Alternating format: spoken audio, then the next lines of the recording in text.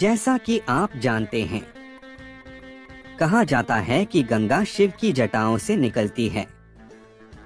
हिमालय में एक कहावत है कि हर पर्वत शिखर खुद शिव हैं। हिमालय की चोटियां बर्फ से ढकी हैं और इन बर्फीले पहाड़ों से जो कई छोटी छोटी नदियां बहती हैं, वे धीरे धीरे आपस में मिलकर धाराएं और फिर नदियां बन जाती हैं। इसी वजह से कहा गया कि पहाड़ शिव की तरह हैं और नीचे की ओर बहती धाराएं जटाएं हैं। वे गंगा नदी बन गई जो आकाश से उतरी है। यह सच है क्योंकि बर्फ आकाश से गिरती है। यही वह प्रतीक है जिसने गंगा की कथा को जन्म दिया और उसे सबसे शुद्ध जल माना जाता है क्योंकि वह आकाश से उतरी है। सबसे बढ़कर एक खास इलाके से बहने के कारण उसमें एक तरह का गुण आ जाता है। मैंने 19 साल की उम्र से हिमालय में हर साल अकेले चढ़ाई की है और मैं हर समय ठंडा और भूखा रहता था क्योंकि मैं बिना ज्यादा साजो सामान के वहां जाता था। मेरे पास बस डेनिम ट्राउजर्स और एक मोटी टी शर्ट थी। मैंने कई बार यह अनुभव किया कि गंगाजल के सिर्फ कुछ घूंट मुझे बिना किसी थकान के 48 घंटों से ज्यादा चलाते रहते थे। और मैंने कई लोगों के मुंह से सुना है कि किस तरह सिर्फ गंगाजल पीने से उनकी बीमारियां ठीक हो गईं। जैसा कि आप जानते हैं, भारत में मरते समय भी लोगों के मुंह में गंगाजल डाला जाता है। गंगाजल बहुत खास हो सकता है, इसलिए नहीं क्योंकि आप कुछ मानते हैं, बल्कि सिर्फ इसलिए क्योंकि उस जल का गुण ही ऐसा है। हिमालय इस जल को गुणकारी बनाता है।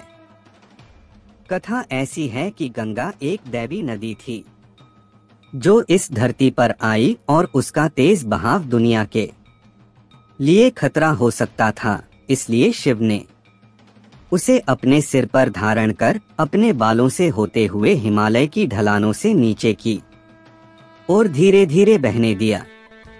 यह इसकी पवित्रता की एक द्वंदात्मक अभिव्यक्ति है कि यह लोगों के लिए क्या मायने रखती है।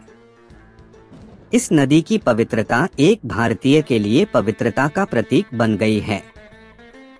अगर आप नदियों से जुड़े हैं तो आप जान जाएंगे कि हर नदी का अपना जीवन होता है। यह दुनिया में हर जगह सच है, चाहे मिस्र में नील हो, यूरोप में डैन्यूब, रूस और मध्य एशियाई देशों से बहने वाली वोल्गा, अमेरिका में मिसिसिपी या दक्षिणी अमेरिका में अमेज़न। उन्हें सिर्फ जल के स्रोतों के रूप में नहीं देखा जाता। जैसा कि हम जानते हैं, अधिकांश सभ्यताएं स्पष्ट वजहों से नदी के तट पर विकसित होती हैं, लेकिन जो लोग नदी से करीब से जुड़े होते हैं उनके लिए वह एक जीवित इकाई बन जाती है। उसकी अपनी एक शख्सियत होती है, अपना मिजाज, भावनाएं और निरालापन होता है। नदी एक जीवित प्रक्रिया है और यह भारत में गंगा के लिए भी सच है। मुझे गोमुख में ठीक उसके स्रोत तक गंगा के साथ यात्रा करने का सौभाग्य मिला है और साथ ही मैंने उसकी लगभग सभी बड़ी उपनदियों के साथ ऊपर तक सफर किया है, जैसे मंदाकिनी, अलकनंदा और भागीरथी भी, जो गंगा का प्रमुख हिस्सा है। ऊपर हिमालय में वह पवित्रता और शुद्धता का प्रतीक है, लेकिन जैसे जैसे वह मैदानों में उतरती है, वह भारत के उत्तरी मैदानों की जीवन रेखा बन जाती है। गंगा ने समय के साथ कितने ही राजवंशों का उदय और पतन देखा है। यह देश के उस हिस्से में लोगों की ताकत और खुशहाली का सतत स्रोत रही है।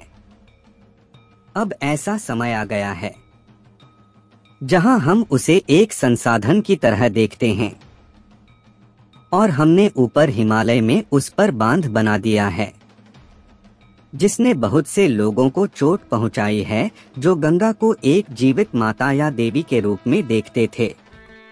और नीचे मैदानों में वह बड़े पैमाने पर प्रदूषित हो गई है। इससे चिंतित कुछ लोग एक बार फिर गंगा को उसकी पवित्रता वापस दिलाने के लिए कुछ प्रयास कर रहे हैं। मैं 30 सालों से हिमालय की यात्रा कर रहा हूं और मैंने देखा है कि बर्फ की मात्रा में बहुत अंतर आया है। बहुत सी बर्फ से ढकी चोटियां अब बर्फ से ढकी हुई नहीं हैं और वे बस खाली नुकीले सिरे हो गए हैं। एक नदी के रूप में गंगा पर गंभीर खतरा मंडराने लगा है और ग्लेशियर तेजी से घट रहा है, जो हम गोमुख के मुखद्वार पर साफ साफ देख सकते हैं। उसे गोमुख इसलिए कहा गया क्योंकि यह गाय के मुंह जैसा दिखता था। मुझे याद है जब मैं पहली बार वहां गया था 1981 के अगस्त महीने में, वह सिर्फ 15 से 20 फीट का मुख था जिससे पानी निकल रहा था और वह काफी कुछ एक गाय के मुंह जैसा दिख रहा था। आज वह एक 200 फीट चौड़ी गुफा है जिसमें आप चाहें तो आधे मील तक पैदल जा सकते हैं।